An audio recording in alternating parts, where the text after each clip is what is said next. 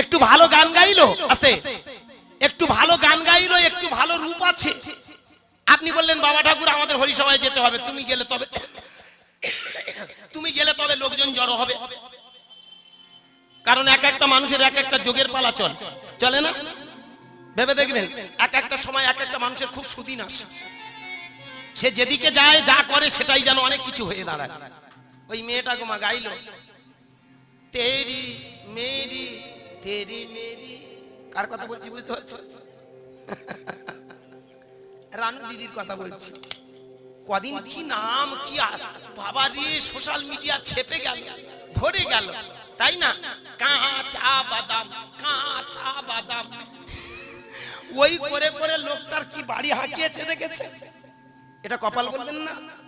তা আমাদের কীর্তনিয়াদেরও দেখবেন ওই রানু মণ্ডল আর ওই ভুবন বাদ্যকারের মতো এক সময় আমাদের একটা করে ভালো কপাল দিয়েছেন ভগবান। এই সময় আমরা যেটা করব সেটাই ভাই। আর সেই সুযোগে মানুষ যখন ডাকে, এবছরে যদি 20,000 গায়ে, পরের বছর 40, ওই ঝ্যাটার বেটা সমান নয় বলুন। যত বুড়ো হয়ে যাচ্ছেন একটু ওষুধ চাইবেন, বুড়ো হয়ে তুলে হয়ে গেছেন, ও বাবা সোনা রে কোথায় গেলে একটু ওষুধ, দাঁড়াও, শুধু ওষুধ আর ওষুধ। এই কদিন আগে এক পাতা ওষুধ কিনে দিচ্ছি, ওষুধ গেল কোথায়? যত বুড়ো হচ্ছে তত বিমৃতি, দাঁড়াও দেখি। আর আমার সংসার নেই কি মায়ের না? যে সন্তানকে এত কষ্ট করে আপনারা মানুষ করেন, যে সন্তানগুলোকে আপনারা তিল তিল করে বড় করেন, বৃদ্ধ হলে যেন সবার কাছে ঘৃণার পাত্র। আমার মায়েরা ভালো করে ভেবে দেখবেন, স্বামী যদি অপরাধ নেবেন না, ক্ষমা করবেন। স্বামী থাকতে থাকতে যদি আপনি সিঁদুর নিয়ে চলে যান, এর মতো ভাগ্যবতী তো হয় না গো। কিন্তু কোন কালে যদি দুর্ভাগ্যবশত স্বামী যদি হারিয়ে যায়, তবে দেখবেন শেষ জীবনে ওদের কাছে করে অনেক যন্ত্রণা পেতে হয়। শুধু তোমার বাড়ি কই গো নারী, তোমার বাড়ি কই, শুধু তোমার বাড়ি কই গো নারী, তোমার বাড়ি কই, তোমার বাড়ি কই গো নারী, তোমার বাড়ি কই, শুধু তোমার বাড়ি কই গো নারী, তোমার বাড়ি কই। সারা জীবন ভাত রাঁধিলি পরের হাঁড়িতে, আপন ভেবে ঘর বাঁধিলি পরের সংসারে। সারা জীবন ভাত রাঁধিলি পরের হাঁড়িতে, আপন ভেবে ঘর বাঁধিলি পরের সংসারে। আবার পরের ঘরে বাসা বেঁধে, পরের ঘরে বাসা বেঁধে, পরের ঘরে বাসা বেঁধে, পরের ঘরে বাসা বেঁধে থাকে রে চড়ুই। চড়ুই পাখি দেখেছেন? ওর নিজস্ব কোনো বাড়ি নেই, ও পরের ঘরে থাকে। সেটা গল্প আছে না, বাবুই ডাকিয়া কহে বলিছে চড়াই, কুঁড়ে ঘর থেকে কর শিল্পের বড়াই। আমি থাকি মহাসুখে অট্টালিকা পরে, তুমি কত কষ্ট পাও রোদ বৃষ্টি ঝড়ে। বাবুই হাসিয়া কহে সন্দেহ কি তাই, কষ্ট পাই তবু থাকি নিজেরও বাসা। পাকা হোক তবু ভাই পরেরও বাসা, নিজে হাতে করা মোর কাঁচা ঘর খাসা। আজকের ভালো করে ভেবে দেখবেন ভক্ত মণ্ডলী, যে ঘরটা আপনি এত কষ্ট করে নির্মাণ করেছেন ওটা আপনার না, ও তো আমরা পরের ঘরে বাস করে আছি। যে সুন্দর করে আপনি আপনার এই যে ঘরটা নির্মাণ করেছেন, ওটাতে বেশি দিন নয়, বুকের ব্যথাটা যদি একটু বেড়ে ওঠে, তখন দেখবেন এ ঘর ছেড়ে চলে যায়, আর ও ঘর ছেড়েও চলে যেতে হয় কি, তাই না বলো? এ পৃথিবীতে জানবেন মানুষের যে কখন ডাক আসবে কেউ বলতে পারে না। একটা সত্য ঘটনা, ক্ষমা করবেন, বাস্তব জীবনে এই কথাগুলো আমি বেশি করে বলি, কারণ আমি বাস্তববাদী কীর্তনী। আপনারা যারা আমার ইউটিউব ফলো করেন দেখবেন, কীর্তন কোনো আজগুবি গল্প নয়, কীর্তন বাস্তব, কীর্তন বিজ্ঞান, কীর্তন অধ্যাত্ম। 5, 6, 7, 8 4 দিন আমি ছিলাম ত্রিপুরাতে। ওরা আমাকে ফ্লাইটের টিকিট কেটে দিয়েছিল, আসা যাওয়ার টিকিট। এমনকি আগরতলা বিমানবন্দর থেকে আমাকে নিয়ে গিয়েছিল বিশ্রামগঞ্জ বলে একটা জায়গা, বিশ্রামগঞ্জ। ওখান থেকে প্রায় 1 ঘন্টা 20 মিনিট মতো ফ্লাইট মানে গাড়িতে থাকতে হয়। ওখানে 5 পালা গানের জন্য গিয়েছিলাম 4 দিনে। তো গান গাওয়ার পরে ওরা আবার আমার গাড়িতে করে আমার ওই এয়ারপোর্ট, ওদের এয়ারপোর্ট হলো ওই আগরতলাতে পৌঁছে দিয়ে গেছে। কথাটা খুব ভালো করে ভাববেন। এইবার আপনারা যারা ফ্লাইটে চড়েছেন তাদের একটা বড় অভিজ্ঞতা আছে জীবনে। এটা আমার গড গিফট, এটা ভগবানের দান। জানেন, আজকের এই কীর্তনের সুবাদে যে বহু জায়গায় যেতে পারি, এটাই আমার ঈশ্বরের কৃপা। ফ্লাইটে যারা চড়েছেন নিশ্চয়ই দেখবেন, যখন রান করে ওই যে রানটা খুব ভালো লাগে। ও প্রচন্ড গতিতে প্রায় 2-3 কিলোমিটার 4 কিলোমিটার যা যাবে একেবারে প্রচন্ড গতিতে যাবে। কিন্তু তারপরে যে একটা ওই উপরে যখন উঠতে চাইবে না, ওখানে দেখবেন বুকটা আপনার চড়াত করে উঠবে।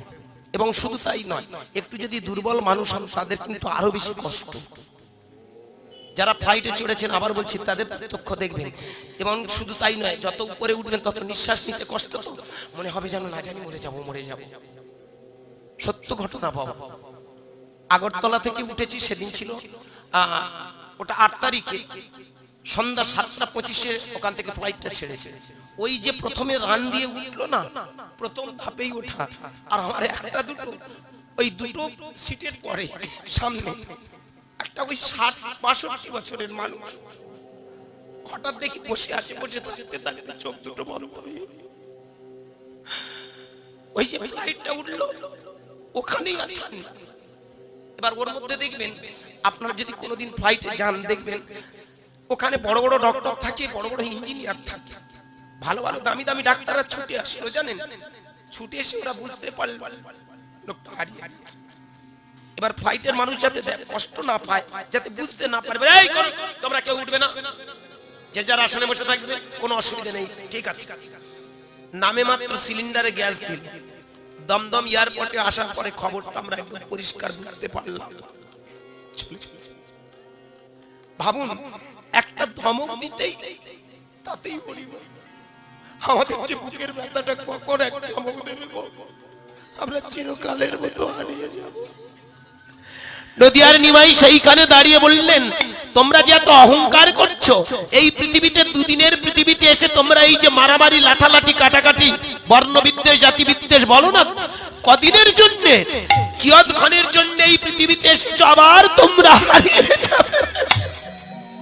তাই ভালো করে ভেবে দেখুন, যারা জ্ঞানী মহাজন তারা বললেন, শুধু তোমার বাড়ি কই গো নারী, তোমার বাড়ি কই, তোমার বাড়ি কই গো নারী, তোমার বাড়ি কই, শুধু তোমার বাড়ি কই গো নারী, তোমার বাড়ি কই, শুধু তোমার বাড়ি কই গো নারী, তোমার বাড়ি কই।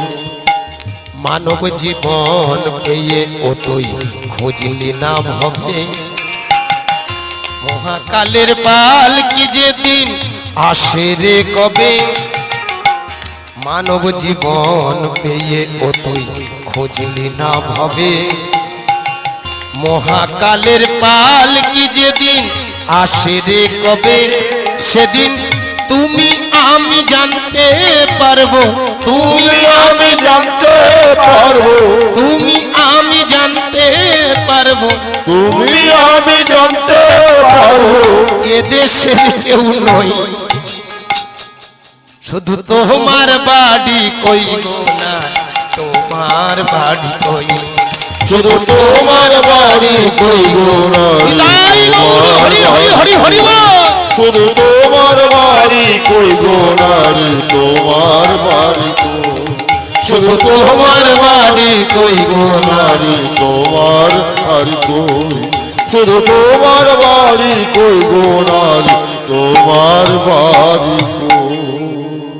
আজকের ভালো করে ভেবে দেখবেন, মানব জীবন পেয়ে ও তুই খুঁজলি না ভবে, মহাকালের পালকি যেদিন আসে রে কবে। কি বাবা, কার যে কখন ডাক আসবে কেউ বলতে পারবো?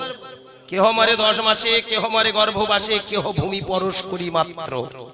এই পৃথিবীতে এসেছো এটা মর্তভূমি, মরতে এসেছো, বাঁচতে আসনি। এখানে এসে যদি হিংসা হানাহানি করি, আমি বড় ও ছোট, কে আমি যদি মনে করি আমি ব্রাহ্মণ ও ছোট জাত, তাহলে ভালো করে ভেবে দেখবেন এখানে প্রকৃতির কাছে কত বড় একটা অন্যায় করি। এইখানে দাঁড়িয়ে নিমাই চাঁদের প্রথম কথা হলো, তুমি ব্রাহ্মণ, তুমি ক্ষত্রিয়, তুমি বৈশ্য, তুমি শূদ্র না। এই পৃথিবীতে যেন আমাদের একটাই আসল পরিচয়, আমরা সবাই মানুষ। তোমার ভিতরে সেদিন জাগ্রত হবে যেদিন তোমার ভিতরে অবচেতন মন সরে পরম চৈতন্যের প্রকাশ ঘটে। আজকের একটা কথা বলে রাখি, ভালো করে মন দিয়ে শুনে রাখবেন। আমরা এই যে হরিনাম শুনতে এসেছি, অনেকে মনে মনে করে হরিনাম শুনছি মানে অনেক পুণ্য হচ্ছে। আমি বলবো বাবা, ছোটবেলা থেকে এই লাইনে এসে আমি এটুকু বুঝেছি, কতটা পুণ্য হবে কিনা জানি না, তবে আমাদের ভিতরে অবচেতন মন সরে গিয়ে চেতনাটা আস্তে আস্তে পূর্ণতার প্রকাশ ঘটবে। আপনি যত বেশি হরিনাম করবেন, আপনি যত বেশি কৃষ্ণ নাম করবেন, তত বেশি দেখবেন আপনার ভিতরে চেতনাটা তৈরি হচ্ছে। কি বাবা বলুন? নাদ ব্রহ্ম, সাউন্ড এনার্জি, শব্দ ব্রহ্ম, এই যে শব্দটা কৃষ্ণ, কৃষ্ণ ও রাম, নারায়ণ, এই যে হরি ওম, এই যে শব্দগুলো আমরা উচ্চারণ করি, এই উচ্চারণের সাথে সাথে আমাদের ভেতরটা তৈরি হয়ে যায়, চেতনা তৈরি হয়। অ্যাকচুয়ালি হরিনাম মানুষের চেতনা বৃদ্ধি করে। আর মানুষ যখন চেতনা খুঁজে পায়, তখনই সে জানতে পারে আমি কে। এই জন্য একটা কথা মনে রাখবেন বাবা, সবার কাছে আমার একটাই প্রার্থনা রইল, হরিনাম শোনার আগে, হরিকে চেনার আগে, জানার আগে, বোঝার আগে নিজেকে বোঝার চেষ্টা করুন, আপনি কে। এই হরিবাসরে ভক্তমন্ডলী মায়েরা, আজকের এখানে যে হরিনামটা হচ্ছে, ভাববেন না আমরা সবাই একটু ফুর্তি আনন্দ পাবো না। এই আনন্দের সাথে সাথে আমরা জেনে নেব আমাদের আনন্দময়ের ঠিকানা, আমরা কারা। আজকের এই হরিবাসরে ভক্তমন্ডলী ভালো করে ভাববেন, যারা জ্ঞানের জ্ঞানী হয় তারা ভগবান খুঁজতে যায় না, তারা আগে নিজেকে খোঁজে। কিছু বলবে?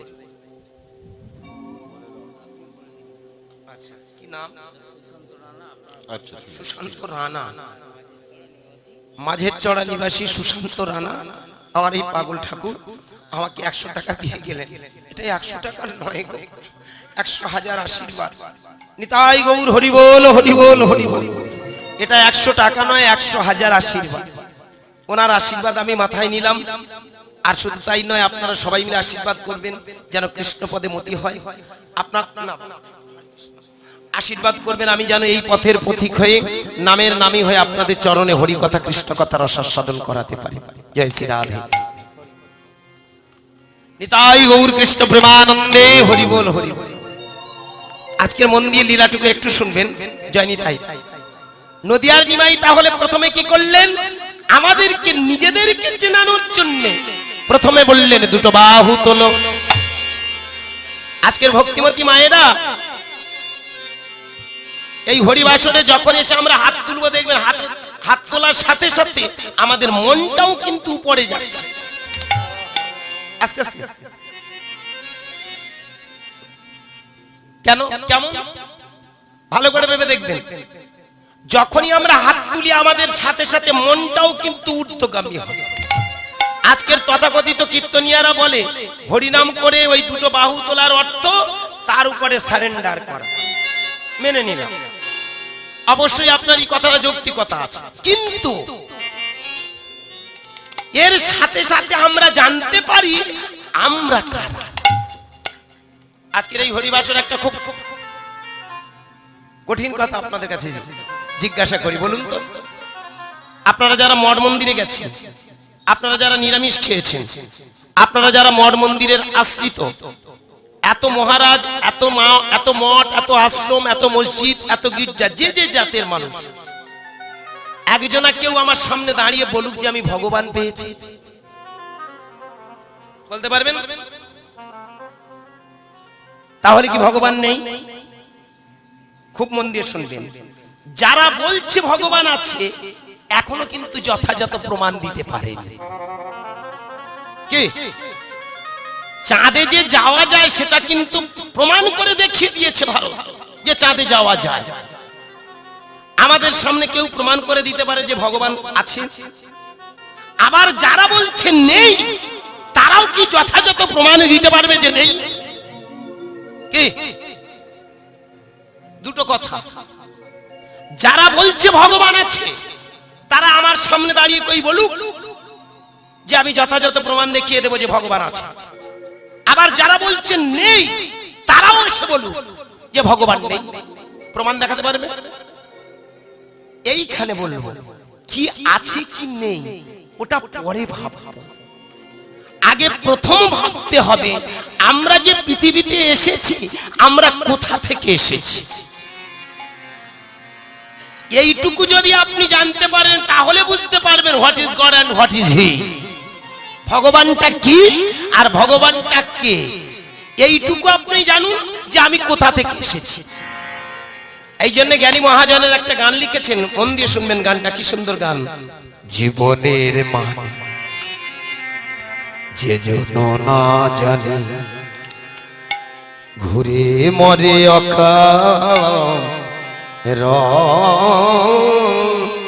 রনি, জীবনের মানে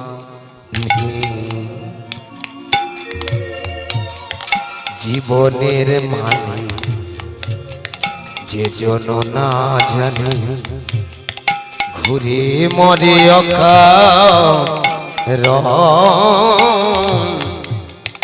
রনি, জীবনের মানে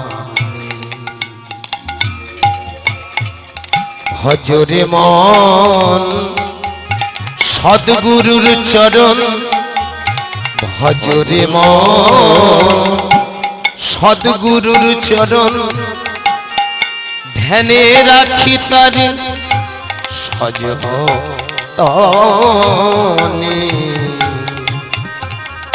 জীবনের মানে যে জন না জানে ঘুরে মরে রনি,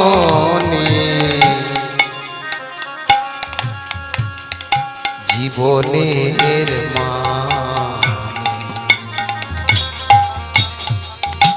ভজরে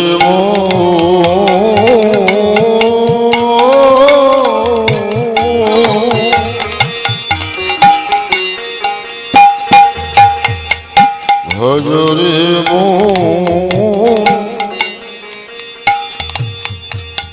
শ্রী গুরুর চরণ, ধ্যানে রাখো তারে সযতনে,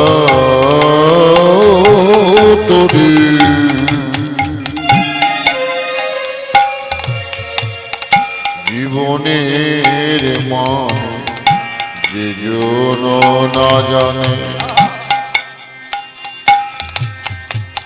ঘুরে মরে রনি,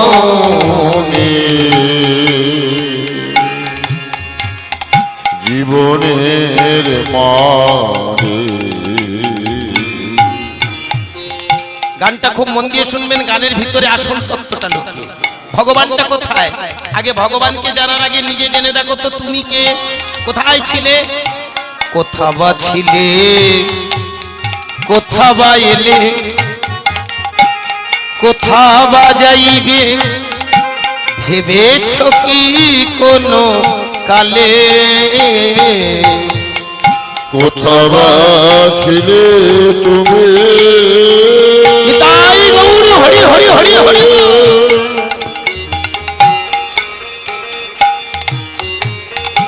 কোথা বা ছিলে তুমি, কোথা বা এলে, কোথা বা যাইবে, ভেবেছ কি কোনো কারণে, কোথা বা ছিলে, কোথা বা এলে, আবার কোথা বা যাইবে, ভেবেছ কি কোনো কালে কোথাবা ছিলে তুমি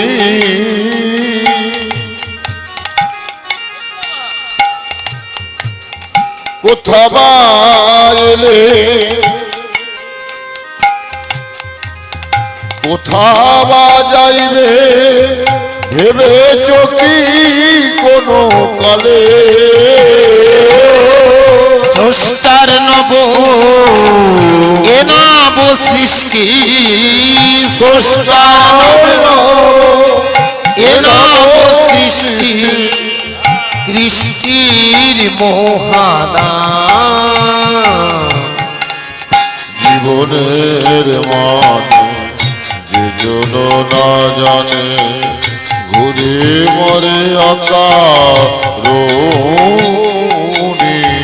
জীবনের মানে যে জন না জানে ঘুরে মরে অকারণে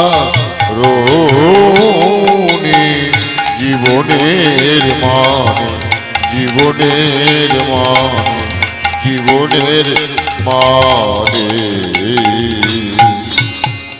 কিসেরই আশায় কিসেরই নেশায় এই যে ঘর বানিয়েছো ভেবে রেখেছো তুমি যে আশা করে ঘরটা বানিয়েছো এ ঘরে তুমি থাকতে পারবে না। কত আশা নিয়ে পৃথিবী থেকে সুন্দর করে দেখুন আমরা কত কিছু চাই কিন্তু কোনোদিন আমাদের নিজের রাস্তাটা আমরা খুঁজিনি। জ্ঞানী মহাজনেরা তাই বললেন এসেছো অনেক আশা নিয়ে কিন্তু প্রকৃত আশা তুমি পূরণ করো কিসেরই আশায় কিসেরই নেশায় পেয়েছো কি তুমি পথেরই দিশা কিসের আশায় তুমি কিসেরই নিশা পেয়েছো কি তুমি পথেরই দিশা কিসেরই আশায় কিসেরই নেশায় পেয়েছো কি তুমি পথেরই দিশা কিসেরই নেশায় কিসেরই আশা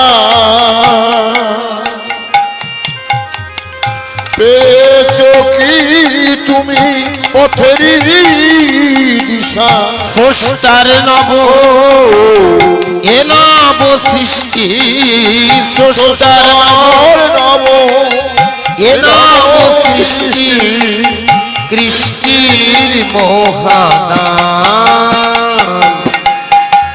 জীবনের মানে যে জন না জানে ঘুরে মরে জীবনের মানে যে জন না জানে ঘুরে মরে